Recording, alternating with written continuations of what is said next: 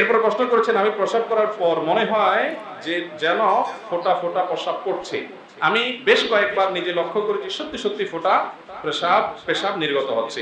এই বিভ্রান্তির কারণে আমি ঠিকভাবে সালাত আদায় করতে পারছি না। মাঝে মাঝে লক্ষ্য করি ফোঁটা ফোঁটা প্রস্রাব বের হয়নি, তবুও মনে হয় এই সমস্যা নিয়ে আমি দোটানায় পড়ে গেছি। পার্কতে থাকার ক্ষেত্রে আমার করণীয় কি? প্রথম কথা হলো, এটা সূচি বায়ু থাকে অনেকে, এটারে কি বলে?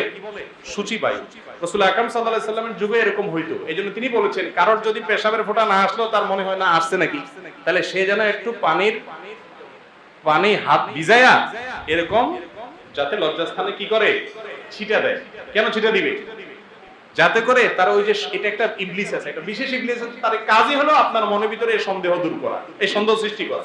এইজন্য সে সন্দেহ সৃষ্টি করে দিলে এই ইবলিস আপনার নামাজের ক্ষতি করতেছে, বারবার আপনার ডিস্টার্ব হচ্ছে, দেরি করতেছেন, জামাত শুরু হয়ে যাচ্ছে, ওযু করতেছেন না, অনেক ওযু করতে অনেকবার লাগে, অনেক পানি লাগে।